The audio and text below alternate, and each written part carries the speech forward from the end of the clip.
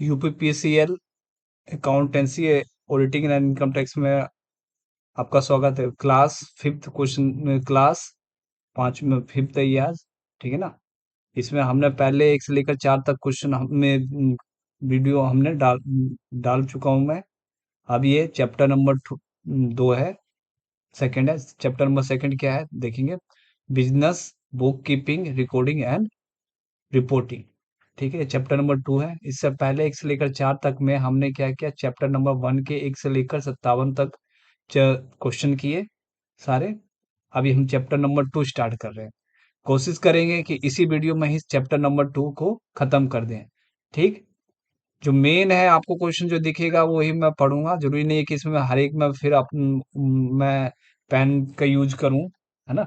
तो जरूरी नहीं है, ऐसा नहीं होगा। नंबर ऑफ क्वेश्चन ज्यादा है इसलिए हमें जल्दी जल्दी कंप्लीट करना पड़ेगा। चलिए ठीक है, आगे बढ़ते हैं। क्वेश्चन नंबर जैसे फर्स्ट है, क्वेश्चन नंबर फर्स्ट क्या कह रहा है, कह रहा है question number first, question number first कह रहा है, क्या कह रहा है, dash indicate the initial amount the owner और owner of the business contributed. तो कैपिटल कंट्रीब्यूट किया जाता है, ठीक है। इसका पहला इसका सही आंसर क्या होगा, कैपिटल। कैपिटल किया जाता है कंट्रीब्यूट, सीधी बात सी बात है, कैपिटल किया जाता है। अब दूसरे वाले में आ जाते हैं।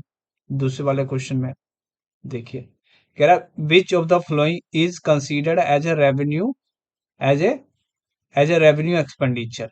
तो रेवेन्यू एक्सपेंडिचर क्या है ये पूछ रहा है ये। Revenue expenditure question, revenue expenditure क्या है ए।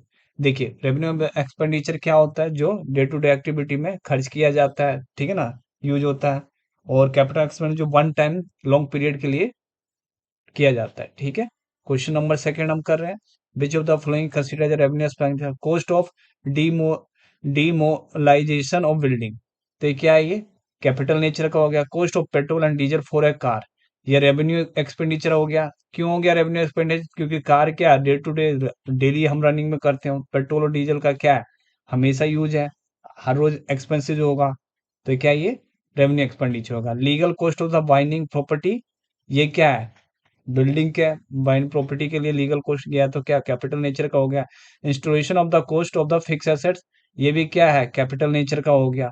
क्वेश्चन नंबर टू ये हो गया कंप्लीट, ठीक। अब आते हैं क्वेश्चन नंबर थर्ड पे, क्वेश्चन नंबर थर्ड पे आते हैं, देखेंगे क्वेश्चन नंबर थर्ड पे क्या है। चलो, कह रहा which of the following is a personal account, which of the following is a personal account.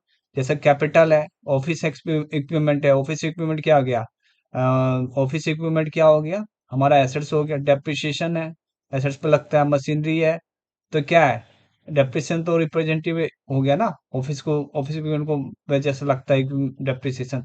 Machinery assets हो गया। ये कैपिटल क्या है, कैपिटल क्या, पर्सनल अकाउंट है। कैपिटल आपका क्या हो गया, पर्सनल अकाउंट हो गया। कैपिटल आपका, कैपिटल आपका क्या हो गया, ठीक है। Which of the following is a personal account, तो कौन कौन सा है, capital account is a personal account, ठीक। ये आपको समझ में आ गया। चलिए अब देखते हैं क्वेश्चन नंबर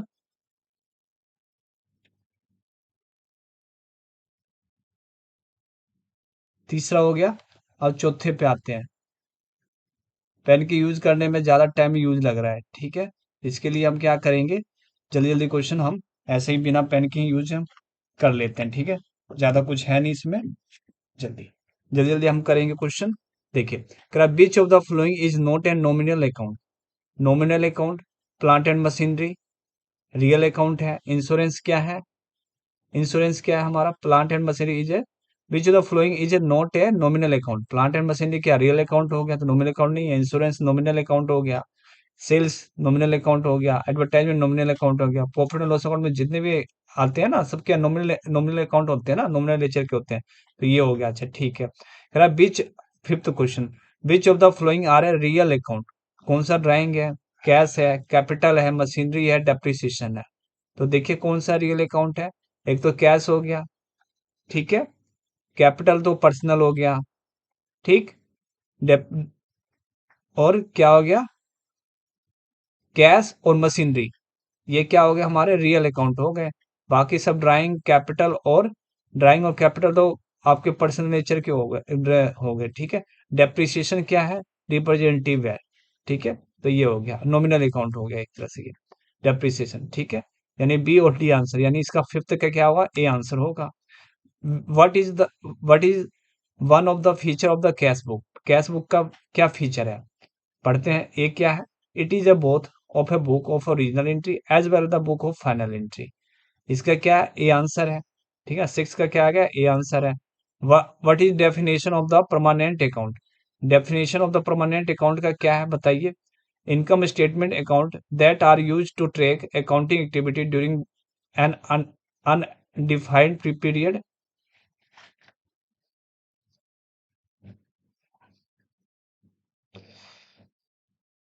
देखते हैं इसका सही आंसर क्या है। पहले तो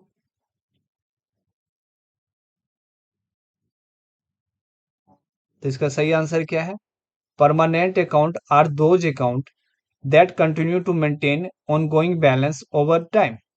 All accounts that are aggregate into the balance sheet are considered as a permanent account. These accounts are assets, liability, and equipment. Balance sheet account that track the activity that last longer than an accounting. तो क्या है? D answer होगा। आ गया समझ में? What is debtor? Debtor क्या है? A debtor has a debt or legal obligation to pay an amount to another person or entity. Debtor क्या है? A debtor has a debt or legal obligation to pay an amount to another person or entity। क्या है? Debtor account हो गया, ठीक है। Creditor क्या है? क्रेडिटर को क्या होता है? जिसको पैसा दिया देना होता है। Creditor may be a bank supplier or person that has provided credit to a company, ठीक है। ये आंसर हो गया इसका। Creditor creditor may be a bank supplier or person that has provided credit to a company. ये answer हो गया। Is cash book a journal or a ledger? Cash book क्या जर्नल है कि लेजर है? It's mixer of the journal as well ledger. It's mixer of and journal as well as laser.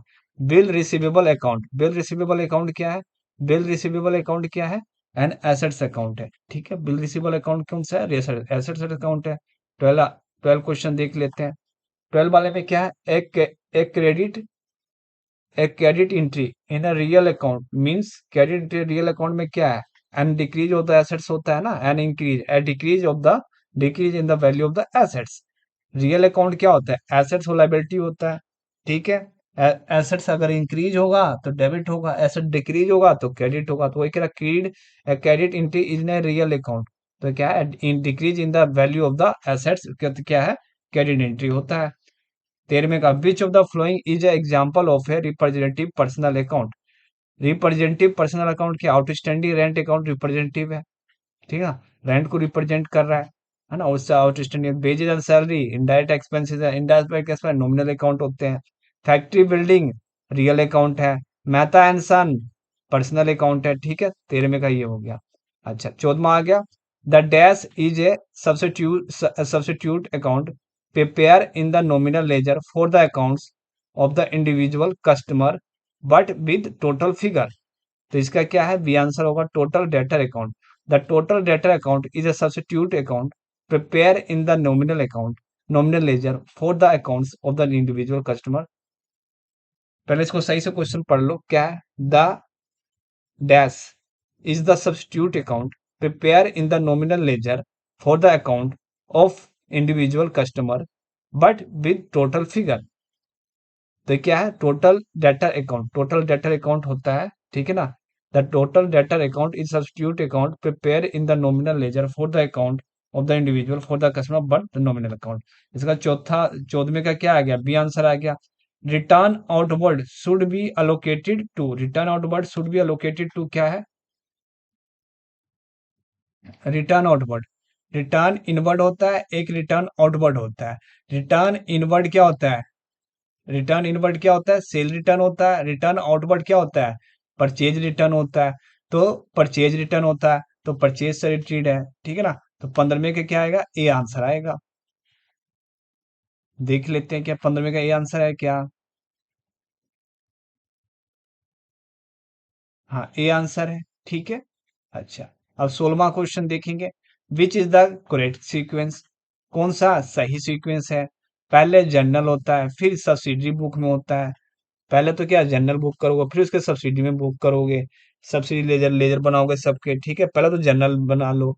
ठीक है, फिर उनके क्या जनरल से उनके उनके लेजर में पोस्टिंग कर दो, वही सब्सिडी बुक हो गया। ठीक है, फिर उससे ट्रायल बैलेंस आप बना लो, जिसमें जो लेजर का स्टेटमेंट रहता है, कौन डेबिट बैलेंस कितना है, उसका क्लोजिंग बैलेंस कितना है, वो ट्रायल बैलेंस हो गया। फिर पेनल बना लो, फिर बैलेंस शीट बना लो। तो ये क्या है, 16 का सी आंसर आएगा। Rule for debit and credit for real account is rule for debit and credit for real account is debit the what comes in is debit, what goes out is credit. तो debit what comes in and credit what goes out. तो 17 में के क्या D answer आएगा? 17 में का क्या D answer आएगा? अच्छा, अब आ गया 18वां क्वेश्चन। Salary paid to staff is a personal account है, रियल अकाउंट है, नॉमिनल अकाउंट है। सैलरी पे करोगे तो नॉमिनल अकाउंट है। ठीक है, सैलरी क्या प्रॉफिट एंड लॉस अकाउंट में आता है, उसमें क्या नॉमिनल वाले अकाउंट वाले आते हैं। ठीक है ना। अच्छा, furniture purchase from Ramesh for personal use, which of the two account will be affected? कह रहा फर्नीचर परचेज किया from Ramesh for personal use. ठीक है, फर्नीचर आपने परचेज किया तो क्या होगा, बोथ रियल अकाउंट है, फर्नीचर भी क्या एसेट्स है तो रियल अकाउंट है। ठीक, purchase from the Ramesh for personal use. ठीक, फिर ड्राइंग है, in case of purchase of the furniture for personal use for Ramesh both account affected by the deal of the personal account. ठीक है, both account is deal with the personal account. इसमें तो वो real आ रहा है, इसमें real लिख रहा है। तो क्या है ये, एक तो रियल अकाउंट को अफेक्ट करेगा, और एक क्या है आपके ड्राइंग को अफेक्ट करेगा, यानी कैपिटल है, यानी पर्सनल अकाउंट को अफेक्ट करेगा। One is personal account and one is real account. मुझे लगता है इसका आंसर सी होना चाहिए, फॉर पर्सनल यूज। रमेश ने परचेज किया फॉर पर्सनल अकाउंट। अच्छा, फर्नीचर अकाउंट डेबिट हो जाएगा तो कैश हो जाएगा, यही होगा। पर्सनल यूज के लिए परचेज किया ना, पर्सनल यूज के लिए। तो पर्सनल यूज के लिए परचेज किया आपने तो कैश अकाउंट डेबिट कर दो, फर्नीचर अकाउंट डेबिट कर दोगे तो कैश कर दोगे। तो इसका सही आंसर क्या आएगा आपका? ए आंसर आएगा। बोथ रियल अकाउंट है। ठीक है, 19 का ए हो गया। चलिए, अब आते हैं क्वेश्चन नंबर 20 पे। क्वेश्चन नंबर 20 क्या कहता है? The account which is credit by the cost of goods taken by the proprietor is the account which is credit by the cost of goods taken by the proprietor. तो क्या है, account which is credit, purchase account को क्या आप credit करोगे, drawing को debit कर दोगे। ठीक है, ड्राइंग अकाउंट डेबिट हो जाएगा और परचेज अकाउंट क्रेडिट हो जाएगा। 20 का डी आंसर हो जाएगा। Double column cash book record, double column cash book record cash and bank transaction. 21 का बी आंसर आ जाएगा। Fix assets purchase on credit are shown in purchase book, cash book, journal proper, none of these. Fix assets purchase on credit are shown in journal proper. ठीक है, general proper में आएगा। Cash credit पे purchase है तो cash book में तो आएगा नहीं ना, परचेज है वो, फिक्स है परचेज में आता नहीं है, रेगुलर परचेज आते हैं उसमें, यानी जर्नल है। 22 का बी आ जाएगा। A transaction recorded in the credit side of the of cash book is transfer to the ledger. A transaction recorded in the credit side, a transaction recorded in the credit side of cash book is transferred to the ledger on debit side of the account, on credit side of the account is not posting। एक side अगर credit side में आ रहा है cash book के, तो दूसरे के क्या होगा, डेबिट साइड में आएगा। ये तो कॉमन सी बात है। तो इसका सही क्या, on debit side of the account. 23 का ये आंसर आ जाएगा। Credit balance of nominal account indicate, credit balance of the nominal account indicate credit balance. तो एक्सपेंसिव ज्यादा है इनकम से। ठीक है, trade expenses, losses of the trade, income and receive of the trade, losses of the trade. Trade credit balance of nominal, credit balance of the nominal account indicate क्या है, trade off loss होता है ना, trade expenses ज्यादा होंगे। ठीक, 24 में क्या है, मेरे ख्याल से तो बी बी आना आना चाहिए, क्रेडिट बैलेंस। तो क्रेडिट बैलेंस क्या है, बी आंसर आएगा।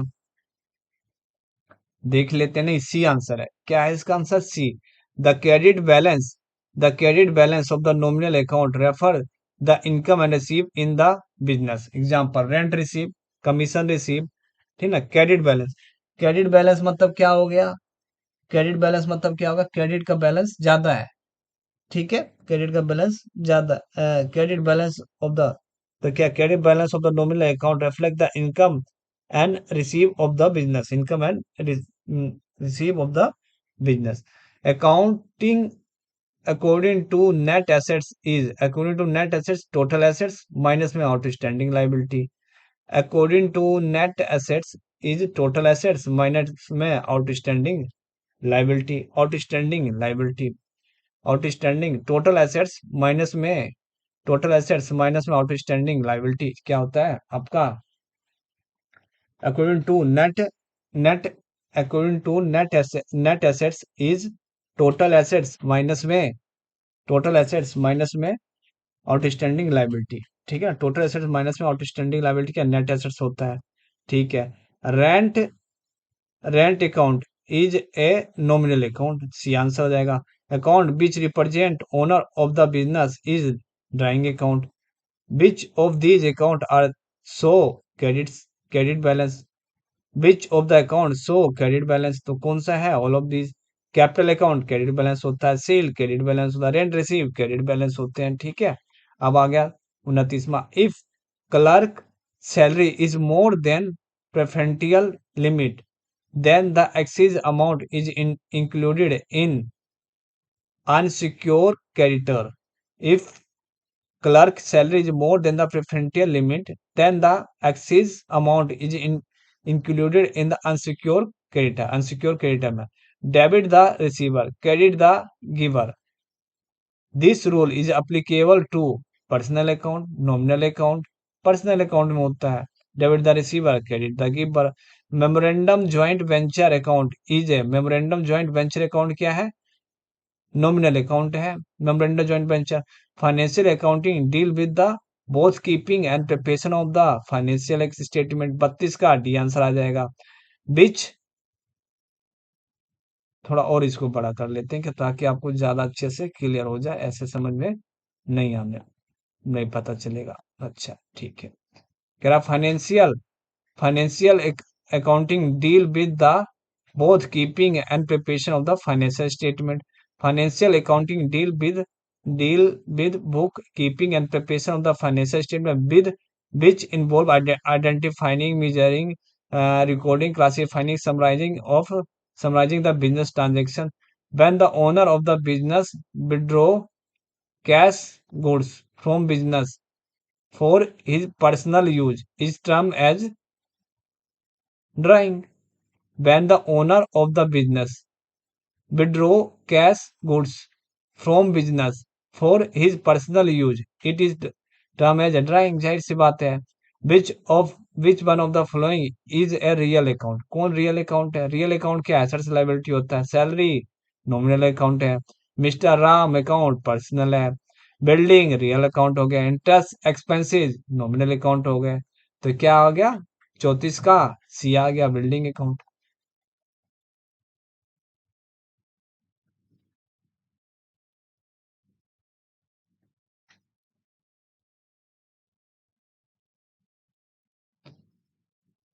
Wages owing a personal account, real account, nominal account. Wages owing is personal account है, पर्सनल अकाउंट। वेजिज तो पर्सनल अकाउंट नहीं है। Account are generally divided into 3 parts, personal, real और nominal. Unnatural personal ABC limited, representative such as prepaid and prepaid and unpaid income expenditure, representative personal account. ठीक है, इसमें तो wages on owing is personal account में डाल रखा है, मुझे लगा नॉमिनल होगा वेजेस तो। ट्रेडिंग, अच्छा ये ट्रेडिंग का पार्ट है वेजेस, इसलिए इसने पर्सनल में शायद डाल रखा है। ठीक है, यहाँ पे इसने सेलेक्ट कर रखा है। ठीक है, चलो drawing account is a personal account. Identify the nominal account from the below given list. Nominal account, nominal बोले तो जो प्रॉफिट एंड लॉस अकाउंट के अकाउंट में आते हैं। मशीनरी रियल है, कैश रियल है, रेंट नॉमिनल है, डेटर रियल है। तो क्या आ गया, रेंट अकाउंट क्या हो गया, नॉमिनल अकाउंट, यानी 37 का सी आंसर हो गया। The transaction where no cash is involve are known as a non cash transaction. The transaction where no cash is involve are known as a non cash transaction. ठीक है, non cash transaction है, transaction where non cash is involve is a non cash transaction. Effect of dishonor of a BR is given by in debtor account and BR account. Effect of dishonor of a BR is given by in debtor account and BR account. Effect of BR, effect of BR, ठीक है ना, dishonour of the bill receivable, तो debtor को क्या करोगे आप, drawee यानी debtor. Effect of dishonour of a BR is given in debtor account and bill receivable, यानी बिल रिसीवेबल आपका क्रेडिट हो जाएगा और डेटर आपके बढ़ जाएंगे, और बिल रिसीवेबल आपका कम हो जाएगा, डिसओनर हो जाएगा। तो ठीक है। अच्छा, which of following is not ए सब फील्ड ऑफ अकाउंटिंग, सब फील्ड ऑफ द अकाउंटिंग कौन से नहीं है, accounting, which account, management accounting, cost accounting, financial accounting, book keeping. तो इसका सही आंसर क्या होगा, डी आएगा। मेन ब्रांचेज और सब field of the accounting include the management accounting, financial accounting, inflation accounting, social responsibility accounting, cost accounting, human resource accounting, book keeping is the recording of the financial transaction and is a part of the accounting process, not a sub field of the accounting. Which one is not a type of account in accounting? Real, personal, substantial तो कोई account नहीं होता, nominal होता है, यानी 41 का सी answer आ जाएगा। Opening balance of cash book is shown on debit side of the receiving payment. ठीक है, डेबिट साइड के हाँ, रिसीवन पेमेंट के डेबिट साइड में आता है, ये बिल्कुल सही है, 42 का ये आंसर हो गया। Which one is a tangible real account in the following, motor vehicle tangible यानी जो जो जिसको हम महसूस कर सकते हैं, देख नहीं सकते, टेंज जो हम देख सकते हैं, है ना, महसूस नहीं कर, जैसे गुडविल है, इंटेंजिबल है। Commission receive in advance account, तो क्या है, अक्रूड इंटरेस्ट अकाउंट, है ना। तो टेंजिबल क्या है, मोटर व्हीकल हो गया, टेंजिबल रियल अकाउंट क्या, मोटर व्हीकल हो गया। बाकी क्या है, दूसरे गुडविल महसूस कर सकते हैं, है ना, देख नहीं सकते। कमीशन रिसीव इन एडवांस वो है नहीं, वो भी नहीं है। अक्रूड इंटरेस्ट अकाउंट ये भी नहीं है। तो इसका क्या आंसर आएगा, मोटर व्हीकल आना चाहिए। चलिए देखते हैं क्या आंसर है।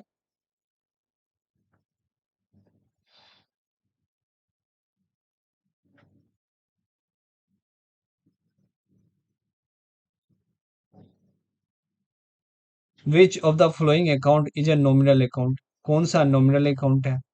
Which one of the following is a nominal है, इंटरेस्ट अकाउंट नॉमिनल है, आउटस्टैंडिंग इंटरेस्ट अकाउंट रिप्रेजेंटेटिव है, अक्यूर इंटरेस्ट रिप्रेजेंटेटिव है, प्रीपेड इंटरेस्ट रिप्रेजेंटेटिव है। तो इंटरेस्ट अकाउंट हो गया, ए हो गया, 44 का ए आंसर हो गया। ठीक। अच्छा, 45 fix assets are held for the purpose of use in the business operation, fix assets are held for purpose of use in the business operation, ठीक है ना, use in the business operation. The book in which all account are mention is known as a ledger, the book in which all accounts are mention is a known as a ledger, is a known as a laser. Which of the following is the first book to record a transaction, पहले क्या है, journal में होता है, ठीक है ना, journal journal journal. 47 का बी आंसर आ जाएगा, 47 का बी आंसर आ जाएगा।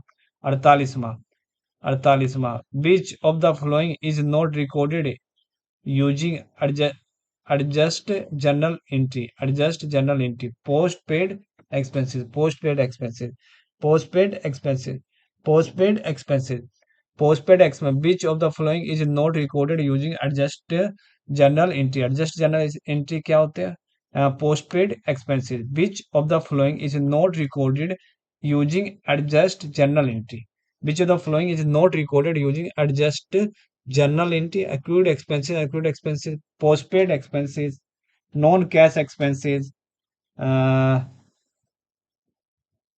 prepaid expenses, and unearned revenue, and adjusting journal. is an entry in a company journal ledger that occurs at the end of an accounting period to record any unrecognized income or expenses for the period. Some adjusting entry given following. इसका क्या answer B answer दे रहा है ये विच of the following is a note recorded in the adjusting journal entry तो acute expenses तो क्या है post paid expenses क्या कोई एक्सपेंसेस होता है क्या post paid post paid expenses कोई नहीं होता है ना नॉन कैश एक्सपेंसेस हो सकते हैं पोस्ट पेड एक्सपेंसेस कोई नहीं होता closing outstanding expenses prepaid expenses accrued income unearned income interest on capital interest on drawing depreciation on the assets which of the following is not true which of the following is not true accounting information is useful only to the management ठीक है which of the flowing accounting information useful only for management कह रहा है कि कौन से 49 question हम पढ़ रहे हैं कह रहा है कि निम्न में से कौन से क्या ट्रू नहीं है कौन से सही नहीं है कह रहा है accounting information is useful only to the management नहीं औरों के लिए भी यूजफुल है तो यही पहला ही आंसर हो गया अच्छा बाकी भी पढ़ लेते हैं under cash basis of the accounting no adjustment are made for outstanding expenses और एक्रूअल इनकम ये ट्रू हो गया अकाउंटिंग इज है लैंग्वेज ऑफ बिजनेस थ्री है ट्रू है depreciation accumulated over 5 years following straight line method is more than that calculated under diminishing balance method इसका A answer हो गया when business is started with loan account will be loan account will be credited transfer credit neither debit nor credit debit अच्छा जब business account loan से आप card कर रहे हो तो क्या क्या करोगे आप बताओ तो क्या करोगे loan account transfer credited loan को क्या करोगे आप क्रेडिट करोगे और जो कैश या बैंक से जिसे आएगा उसको डेबिट कर दोगे तो क्रेडिट होगा ठीक है 50 का बी आंसर होना चाहिए चलो देख लेते हैं 50 का क्या बी आंसर है देख लेते हैं 50 का बी आंसर है 50 का बी आंसर है ठीक अच्छा अब चैप्टर नंबर हम 2 कर रहे थे ठीक है चैप्टर नंबर हमने 2 किया ठीक उसके 1 से लेकर 50 तक क्वेश्चन किए पेज नंबर किस पे आ गए हैं 20 पे आ गए हम ठीक 20 पे आ गए हैं ना पेज नंबर 20 पे हमने कितने से स्टार्ट किया था देख लीजिए चलिए इससे पीछे जाते हैं हम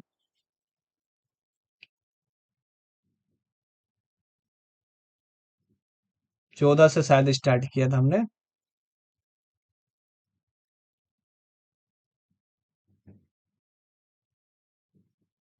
14 क्वेश्चन हाँ ठीक ठीक चैप्टर नंबर 2 है ठीक है 14 पेज से स्टार्ट किया था पेज नंबर 19 तक हमने एंड कर दिया इसमें 1 से लेकर 50 तक क्वेश्चन हमने कर लिए ठीक बाकी हम नेक्स्ट क्लास में करेंगे ठीक है अभी इतना ही रहने देते हैं ओके